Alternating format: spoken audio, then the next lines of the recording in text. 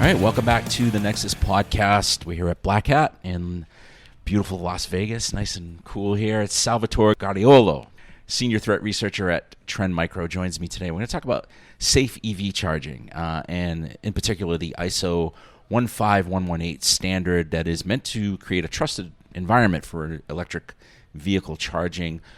Salvatore is doing a talk here at Black Hat this week that examines how thorough the standard is around cybersecurity. So yes. Welcome. Nice to meet you. Thanks, Michael, and thanks for having me here over the podcast. It's a pleasure, first of all. And we're here at Black Hat discussing about the standard. So we are analyzing the cybersecurity of the ISO 15118 standard. And this is particularly important today because this is a global communication standard that is quickly reshaping the EV charging ecosystem. Mm-hmm. And the standard directly addresses the cybersecurity of the ecosystem. And what we're going to discuss here at Black Hat is particularly relevant for the cybersecurity space because, you know, when we hear about a standard, we feel a natural sense of security. Sure. A sense of relief because standard means structure. And standard means that someone thought things through. And that this is the case. But here at Black Hat, we are going to demonstrate that this can also be a false sense of security because the standard might also change the playing field in ways that we haven't fully mapped out yet. Mm-hmm. So there are a couple of things here at play. It's not just the security of the whole infrastructure, but kind of the pressure that these charging stations are going to put on the grid, correct? And is that your understanding as the genesis of kind of the standard and how it was developed, why it was put into place? Yeah, I believe so. There are multiple reasons behind the introduction of the standard. One of them is obviously security. But as you mentioned, in my opinion, the main reason behind the introduction of the standard is to make the grid more efficient. Because right now, when we have a large number of electric vehicles charging in the same spot at the same time, the grid is not managing to handle the load. So we are in a very weird situation where the adoption of electric vehicle might actually jeopardize the infrastructure that makes the adoption possible. So we need measures to help the grid cope with the load coming from electric vehicles. And the ISO standard does exactly that because it introduces features like smart charging and vehicle-to-grid communication. So what are some of the cybersecurity threats that could be affecting this whole infrastructure? Michael, this is a very interesting question. And this is probably the foundation of the talk today at Black Hat. Because when we think about a standard, we try to think about what are the risks that the standard mitigates. So the standard is pretty useful because it mitigates risks like unauthorized charging sessions that are particularly easy to pull off today. But at the same time, we also have to focus on the risks that the standard leaves behind. And this is a particularly important focus for cybersecurity because, for example, with the introduction of the standard, we might protect the communication between the EV and the charging station. But at the same time, if we leave the charging station exposed, it will still be possible for malicious users to carry out a denial of service, for example. And then we also have a new class of attacks. So risks that were not there before. So these are risks that are introduced by the innovation of the standard. So we have risks that are possible just because the standard introduces new functionalities like smart charging and vehicle-to-grid. Are these practical attacks that could be pulled off today? What do they look like? Yes, because something that we usually do at Trend Micro when we analyze threat is to understand the risk behind a threat. So we don't only evaluate the technical feasibility of an attack. That will be limiting when we analyze the security measures to be put in place. We also have to analyze what is the potential impact of the threat and also what is the likelihood of the threat. That's even more important because that gives us an idea on which of these threats is likely to be pulled off by an attacker. And some of them, unfortunately, are pretty easy to pull off. And there are many reasons behind this, and one of these is that the charging station is left unexposed. So the charging station is still one of the most vulnerable entities in the EV charging ecosystem. Is there a capability to pull them off remotely, or is it physical? You need physical access to the charging station? So in most of the cases, we need like physical access to the charging station. So this might give you the impression that this type of attacks are more difficult to pull off because we need someone physically present at the charging station. But at the same time, we cannot forget that charging stations are publicly accessible and are often left without any security in place, without anyone actually looking on them. This creates a security spot, it's true. And the charging station is the most vulnerable entity in the charging ecosystem. Some of the attacks that require the charging station are more difficult to pull off. And if we think, for example, about grid attacks, so we have a particular form of attacks that put at risk the national grid, for example. And these are types of attack that require a lot of skill, a lot of budget, but this doesn't write this type of threats off. It actually just restricts the pool of attacker to a very specific malicious actor that has the budget and Sure. the means to act. Are the cars at risk, or is it strictly the infrastructure behind the charging itself? No, I wouldn't say so. Probably the most impactful attack is on the infrastructure. So that's the place where the most significant risks lie. But at the same time, even the EVs are at risk. And for example, and this is because the charging station are cyber physical system. So this means that an attack on the EV charging ecosystem doesn't only affect the digital space. It also has an effect on our real life. And for example, charging stations might be used if they are compromised to deliver unsafe power levels. And this is particularly dangerous because, first of all, it can put at risk the components in the electric vehicles, like the battery. But this can also create safety hazard for the user. Imagine having an electric vehicle on fire because of these attacks. Mm-hmm. The risk to the grid, is it an overload issue? Or can you do these at scale, I guess is what I'm asking. And how would it impact the grid? Yes, this is something that will impact probably large portions of our national grid. And this makes this type of attacks pretty dangerous. I always like to provide an example of this. Obviously, we have the blackout that struck Spain in April 2025, so earlier this year. And don't get me wrong, this was not caused by a cyber attack. But it explains you why it can happen if a malicious actor actually put in place this type of grid attack. Because our electricity grid works on a fragile balance between the amount of electricity that is produced and the amount of electricity that is consumed. So if we have excess electricity on the grid, this creates a dangerous situation. And this will become more and more relevant over time because we are starting to rely more on renewable energy, like solar and wind. So this means that when there is an excess of electricity on the grid, the frequency of the grid, that is the heartbeat of the grid, moves out of safe operational limit. And this is what happened in Spain. So even if we had some safeguard mechanisms in place, these were not able to act quick enough. So the entire grid, the national grid, was disconnected to avoid more dangerous situation. And this is something that a malicious user can do by exploiting the ISO 15118 standard. So a malicious user could manipulate the charging station, could take over the charging station, and could, for example, simulate energy fluctuations at the charging station level. But obviously this has to be done on multiple charging stations at the same time. So it's a type of attack that is very difficult to pull off. But if we have multiple synchronized charging stations pulling and pushing electricity from the grid at the same time, we might be able to artificially induce that situation of shifting the frequency of the grid out of safe operational limit. So that will force the grid to be disconnected, potentially even the national grid.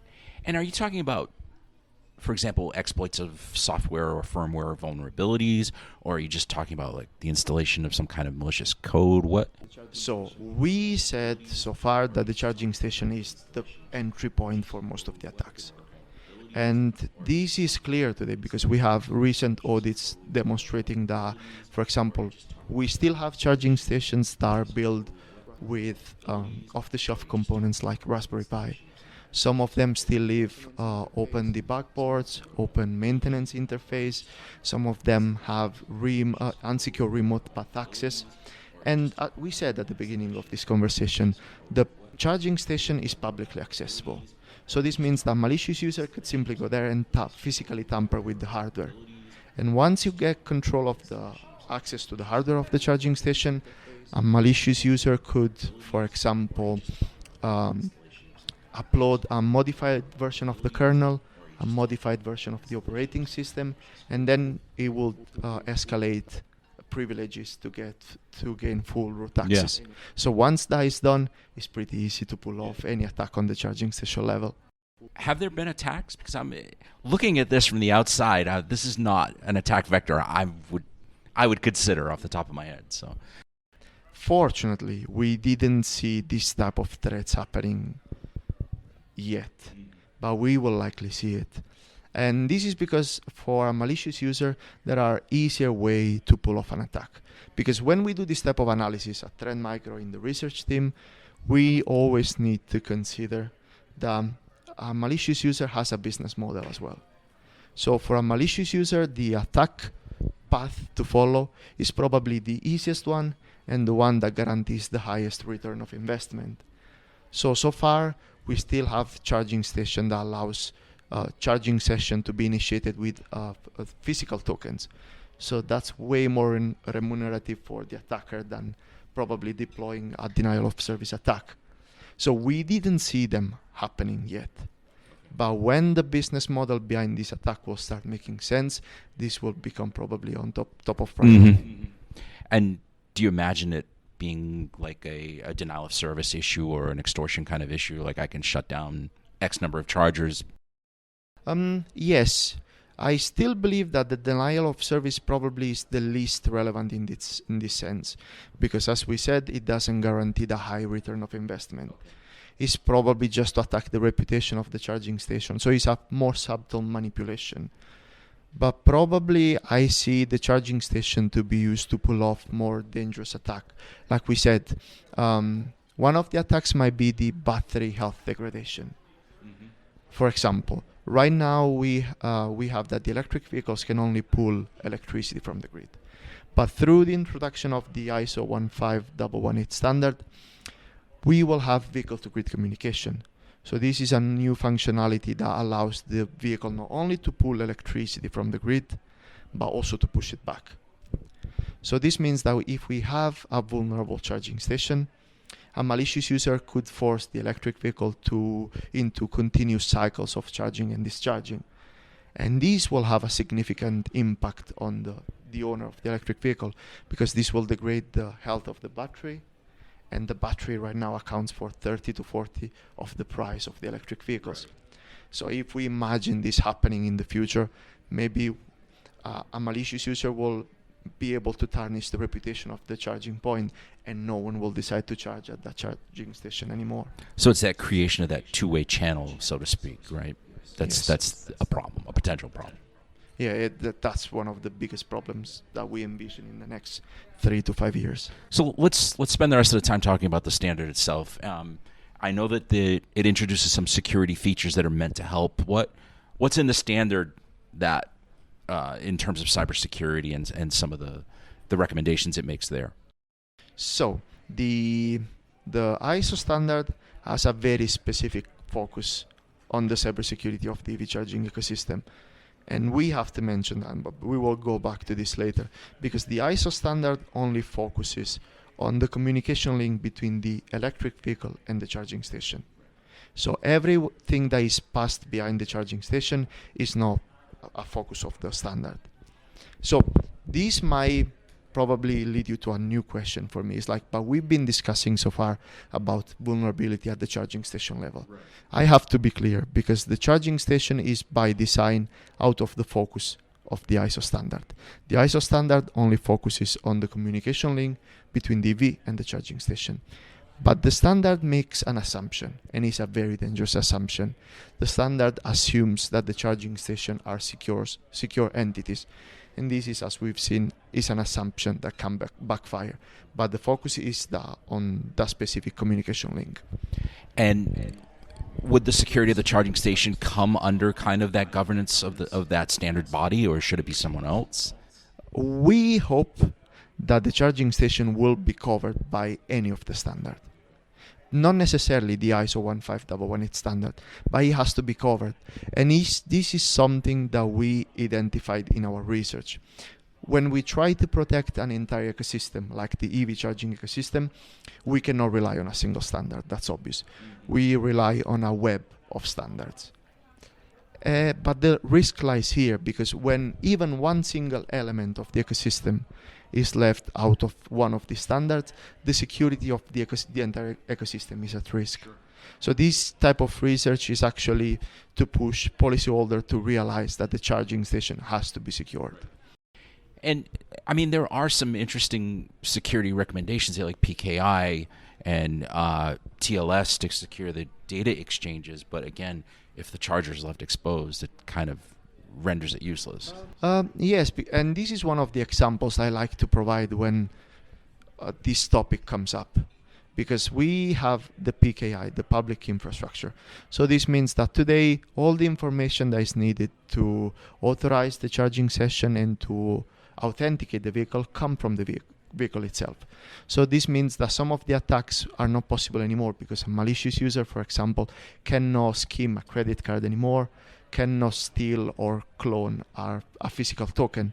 So as we can see, the digital certificate and the PKI actually mitigates some of the risks that were in the ecosystem. But at the same point, the vulnerability at the charging station has the potential to put at risk the very security that the standard is aiming to enforce.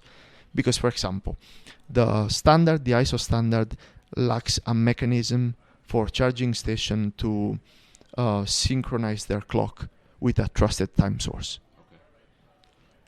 So this means that if we have a malicious user taking over a charging station, the malicious user could simply modify the system clock. And this will trick the charging station into accepting revoked or expired certificates. So we are improving the security of the charging ecosystem with the digital certificates, but then we actually leave a loophole open to take advantage of the digital certificate itself. So this is probably the prime example that shows how a vulnerability in the charging station actually reintroduces risks that we believed were solved through the standard.